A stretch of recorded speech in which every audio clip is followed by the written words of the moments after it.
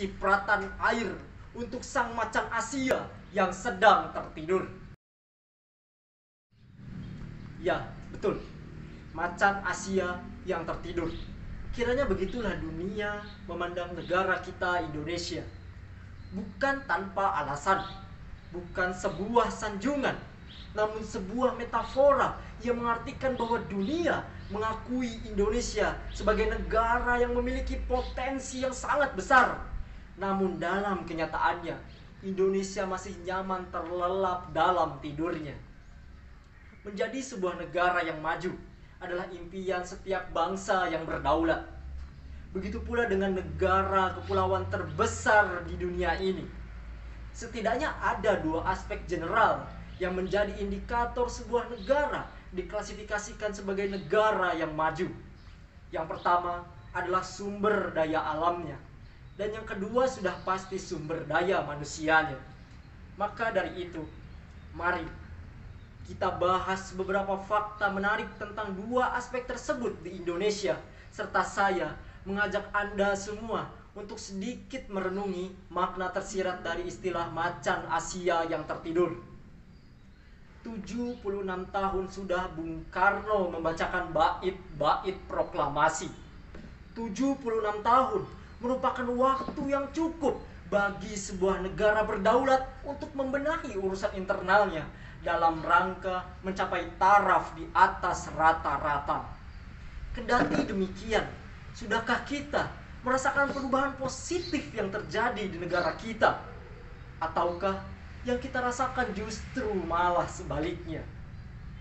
Berangkat dari kacamata alam Indonesia, sama-sama kita ketahui bahwa negara dengan julukan paru-paru dunia ini memiliki kekayaan alam serta sumber daya yang seakan tidak ada habisnya. Sebagai perbandingan, negara yang pernah menjajah kita, Belanda, tidak memiliki gunung. Negara tetangga kita, Singapura, tidak memiliki sawah yang menjadi sumber makanan pokok mereka. Negara Eropa, Swiss, tidak memiliki wilayah laut.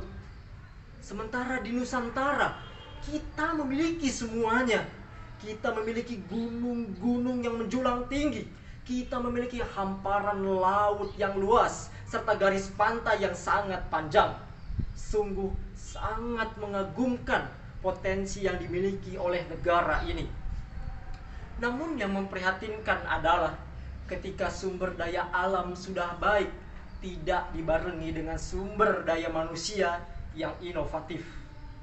Saudara sekalian, sebagaimana terungkap dalam hasil survei penduduk tahun 2020, penduduk Indonesia didominasi oleh usia produktif dengan angka mencapai 191 juta jiwa dan persentase mencapai 70 sekian persen dari jumlah total penduduk Indonesia.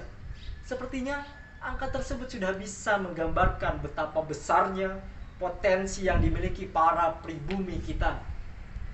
Banyak orang-orang cerdas yang tersebar di bumi pertiwi ini.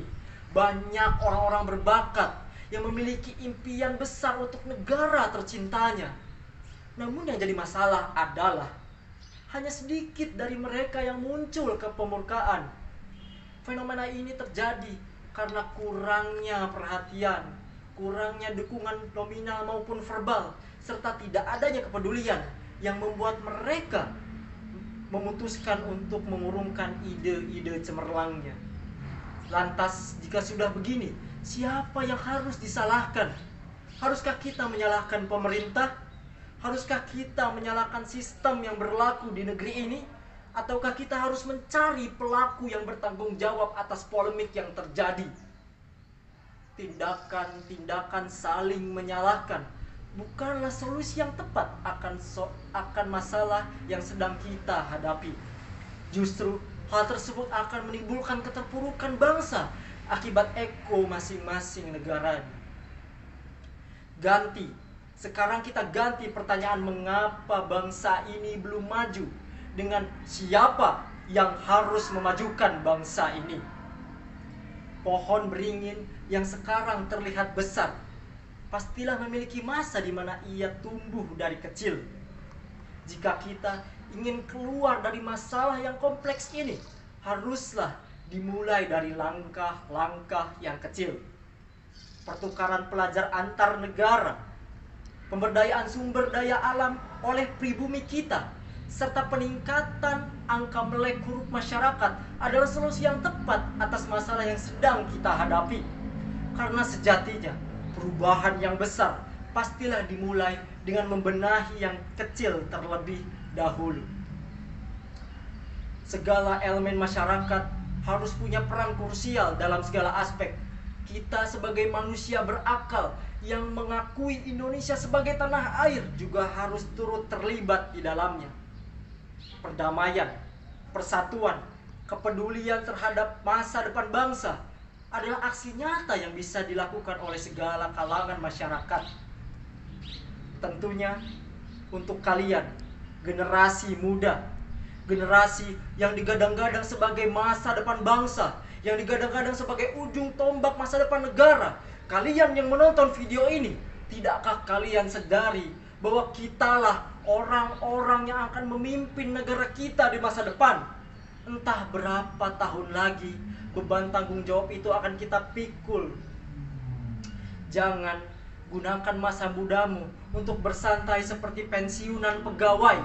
Jangan gunakan kepalamu untuk berpikir dan melihat hal yang sia-sia.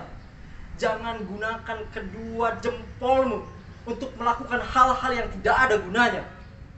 Tapi gunakan kedua tanganmu, gunakan akal sehatmu, gunakan masa depanmu untuk merangkap menggapai masa depan yang gemilang.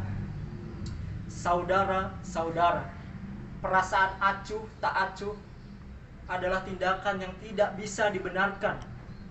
Aksi kecil yang kita lakukan demi masa depan bangsa ini lebih baik dari omong besar yang akan mempecah belahkan bangsa.